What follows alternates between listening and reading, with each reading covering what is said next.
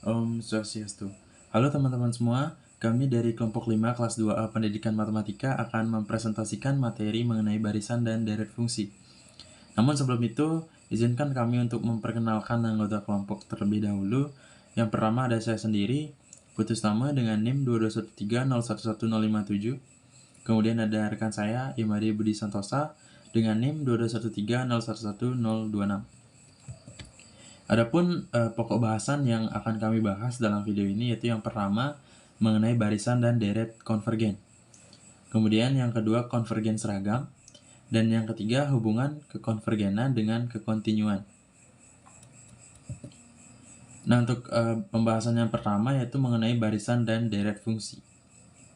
Nah, di sini ada definisi 5.1.1. Diberikan barisan fungsi Fn dengan n lebih dari sama dengan 1 yang ditemukan dalam himpunan E. Dan diberikan barisan angka Fn dengan n lebih dari sama dengan 1 yang konvergen ke semua x elemen E.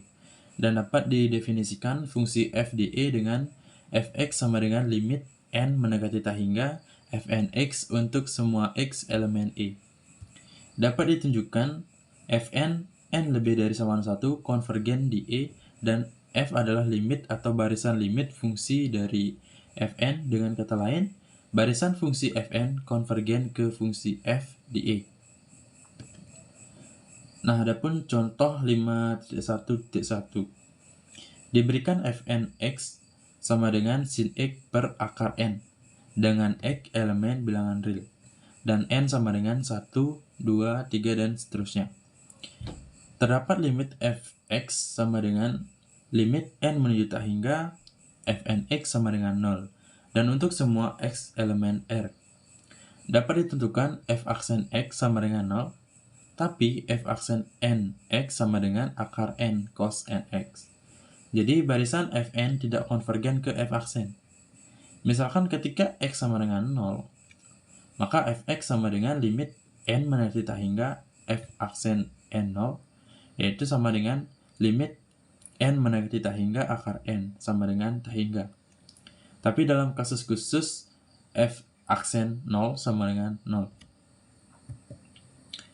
Kemudian ada definisi 5.1.2 itu yang berbunyi, definisi dari fungsi sigma Fn dikatakan konvergen ke fungsi f di E jika deret sigma Fnx konvergen ke bilangan fx untuk setiap titik x elemen E. Maka fx sama dengan sigma Fn untuk semua x elemen E. Fungsi f dikatakan jumlah dari deret fungsi sigma Fn. Tentu saja kita akan tahu jika Sn sama dengan F1 plus F2 plus F3 sampai plus Fn.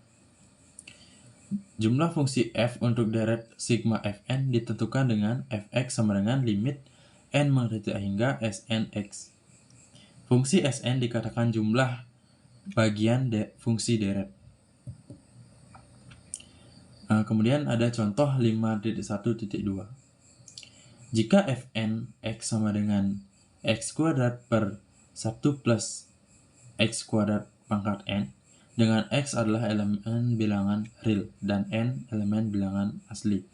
Dan anggap jumlah dari Fnx sama dengan x kuadrat plus 1 per x kuadrat pangkat n di setiap Fn adalah fungsi kontinu di R. Dan penyebut dari fungsi tidak pernah sama dengan 0. Untuk x tidak sama dengan 0, fungsi akan menjadi deret geometri dengan rasio 0 kurang dari 1 per 1 plus x kuadrat kurang dari 1. Maka deret akan konvergen ke 1 plus x kuadrat.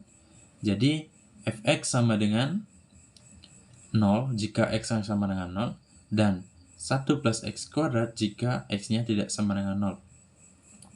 Maka fx tidak kontinu saat x sama dengan 0. Jadi fx tidak kontinu di R. Maka kita dapat menyimpulkan deret konvergen dan fungsi kontinu memiliki jumlah fungsi yang kontinu. Nah, kemudian ada contoh 5.1.3. Diberikan barisan fungsi kontinu Fn pada interval tertutup 0 sampai 1 Saat fnx sama dengan n kuadrat kali 1 kurang n kuadrat pangkat n, untuk x lebih dari sama dengan 0 kurang dari sama dengan 1 dan n bilangan asli. Untuk x sama dengan 0. Jelas limit n mendekati tak hingga fn 0 sama dengan 0 untuk x lebih dari sama dengan 0 dan kurang dari sama dengan 1. Maka limit n mendekati tak hingga fnx sama dengan 0. Oleh karena itu, kita peroleh fx sama dengan limit n mendekati tak hingga fnx sama dengan 0 untuk x lebih dari sama dengan 0 kurang dari sama dengan 1. Jadi integral x 1 kurang x kuadrat pangkat n untuk batas atas 1 dan batas bawah 0 sama dengan 1 per 2n plus 2. Dan integral fx dx dengan batas atas 1 dan batas bawah 0 sama dengan n kuadrat per 2n plus 2. Nah, oleh karena itu, limit n mendekati tak hingga integral fx dengan batas atas 1 dan batas bawah 2 sama dengan limit n mendekati tak hingga n kuadrat per 2n plus 2 sama dengan tak hingga. Nah, sedangkan integral 1 dengan batas atas 1 dan batas bawah 0 fx dx sama dengan limit n mendekati tak hingga fn dx sama dengan 0. Nah, tampak limit integral ini tidak nyata, sedangkan integral limit tersebut ada, yaitu 0. Dengan menganggap 3 contoh di atas, maka kita dapat membuat kesimpulan, yaitu jika setiap fungsi fn kontinu terdiferensialkan, terintegralkan di E sama dengan interval tertutup A sampai B, jadi tidak semestinya kontinu, terdiferensialkan, dan juga terintegralkan di E. Nah, kemudian ada konvergen seragam. Menurut definisi 5.2.1, yaitu suatu barisan fungsi fn dikatakan konvergen seragam di E ke fungsi f untuk setiap epsilon lebih dari 0 dapat ditemukan bilangan bulat positif n0 untuk setiap n kecil lebih dari sama dengan n0. Dan untuk setiap x elemen E yang bersesuaian, mutlak fnx kurang fx kurang dari epsilon. Dari definisi di atas dapat menunjukkan dalam logika matematika jika fn konvergen seragam di E, maka f konvergen ke E tapi tidak mengaplikasikan definisi dan sebaliknya. Kemudian ada definisi 5.2.2, yaitu jika Sn sama dengan F1 plus F2 plus F3 sampai plus Fn, maka deret Fx sama dengan sigma Fnx dengan n sama dengan 1 sampai tak hingga konvergen seragam pada E jika dan hanya jika barisan Sn konvergen seragam ke F pada E. Kemudian ada teorema 5.2.1, yaitu kriteria Cauchy. Barisan Fn dari fungsi yang didefinisikan di E konvergen seragam di E jika dan hanya jika untuk epsilon lebih dari 0 terdapat bilangan positif n0. Oleh karena itu, jika untuk n lebih dari sama dengan n0 dan m lebih dari sama dengan n0 dan semua x elemen E mengakibatkan mutlak fnx kurang fmx kurang dari epsilon. Baik, di sini saya akan menunjukkan presentasi mengenai teorema 5.2.2. Misalkan limit n mendekati tak hingga fn sama dengan fx untuk x elemen E dan mn sama dengan subprimum nilai mutlak fnx dikurang fx, maka fn mendekati f seragam di E jika dan hanya jika mn mendekati 0 untuk n mendekati tak hingga. Pembuktiannya, jika fn mendekati f seragam ke E dan diberikan epsilon lebih dari 0, terdapat n0. Oleh karena itu, untuk setiap n lebih dari sama dengan n0 dan untuk setiap x elemen E mengakibatkan nilai mutlak fnx dikurang fx kurang dari epsilon per 2. Jadi, untuk setiap n lebih dari sama dengan n0 mengakibatkan 0 kurang dari sama dengan nilai mutlak Mn sama dengan suprimum nilai mutlak Fn x dikurang Fx kurang dari sama dengan epsilon per 2 kurang dari epsilon. Akibatnya, limit n mendekati tak hingga Mn sama dengan 0, maka terdapat N0, akibatnya n mendekati tak hingga. Untuk setiap n lebih dari sama dengan N0 mengakibatkan nilai mutlak Mn kurang dari epsilon. Ini artinya nilai mutlak Fnx dikurang Fx kurang dari epsilon untuk setiap n lebih dari sama dengan N0 dan untuk setiap x elemen E. Jadi Fn mendekati F seragam juga. Selanjutnya teorema 5.2.3 atau uji M-Weierstrass.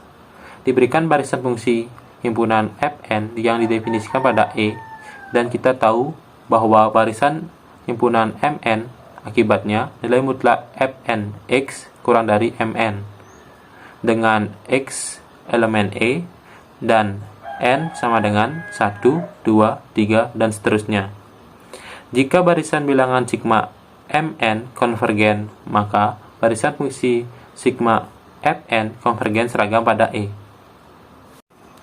Pembuktiannya, misalkan Sn x sama dengan f1x ditambah f2x ditambah f3x ditambah seterusnya ditambah Fnx dengan x elemen E dan n sama dengan 1, 2, 3, dan seterusnya, dan andaikan Tn x m1 ditambah m2 ditambah seterusnya ditambah mn dengan n sama dengan 1, 2, 3, dan seterusnya. Jika sigma mn konvergen, maka untuk epsilon lebih dari 0 terdapat suatu bilangan positif n0. Akibatnya n lebih dari sama dengan n0, m lebih dari sama dengan n0, dan m lebih dari sama dengan n. Dan akibatnya nilai mutlak Tn dikurang Tm sama dengan sigma I sama dengan m plus 1 sampai n, mi kurang epsilon. Jadi, untuk semua x elemen E di mana m mengakibatkan nilai mutlak Sn x dikurang nilai mutlak Sm x sama dengan nilai mutlak sigma I sama dengan m plus 1 sampai n, fi x kurang dari sama dengan sigma I sama dengan m plus 1 sampai n, mi kurang dari epsilon. Akibatnya, barisan sigma n sampai tak hingga Fn adalah seragam kontinu pada E. Selanjutnya, teorema 5.2.4. Misalkan Fn mendekati F suatu bentuk seragam di E yang merupakan himpunan bagian dari S matriks spasi. Misalkan P adalah suatu titik limit dari E dan limit X mendekati P, Fn x sama dengan An dengan n sama dengan 1, 2, 3, dan seterusnya. Oleh karena itu, himpunan An konvergen dan limit x mendekati P, Fx sama dengan limit x mendekati P An. Limit x mendekati P, limit n mendekati tak hingga Fnx sama dengan limit n mendekati tak hingga limit x mendekati P Fnx. Baik, materi selanjutnya mengenai kekonvergenan dan hubungannya dengan kekontinuan. Teorema 5.3.1. Jika himpunan Fn adalah suatu baris fungsi yang kontinu pada P, maka limit Fnx sama dengan Fp untuk n sama dengan 1, 2, 3, dan seterusnya. Jadi, limit x mendekati P Fx sama dengan limit mendekati P Fnx sama dengan Fp. Oleh karena itu, F kontinu di P. Selanjutnya, teorema 5.3.2. Jika suatu fungsi Fn adalah barisan fungsi yang kontinu di E, dan jika Fn mendekati F seragam pada E, maka himpunan Fn kontinu pada E. Teorema ini menunjukkan hubungan antara kekonvergen seragam dengan kekontinuan. Tapi, teorema ini tidak akan berlaku sebaliknya. Selanjutnya, teorema 5.3.4 atau teorema dini. Jika himpunan fungsi Fn adalah suatu barisan fungsi kontinu yang ditentukan pada himpunan K, dan jika yang pertama, K adalah tetap. Yang kedua, Fn kontinu saat K sama dengan 1, 2, 3, dan seterusnya. Yang ketiga, Fn atau himpunan Fn titik konvergen ke fungsi kontinu F di K. Yang keempat, untuk setiap X elemen K mengakibatkan Fn X lebih dari sama dengan Fn plus 1 X dengan N sama dengan 1, 2, 3, maka Fn mendekati F seragam ke K. Selanjutnya mengenai contoh soal. Buktikan sin dalam kurung nx ditambah n per n konvergen seragam. Penyelesaiannya, limit n mendekati tak hingga sin dalam kurung nx ditambah n per n sama dengan 0. Untuk setiap epsilon lebih dari 0, terdapat n0 kurang dari sama dengan n.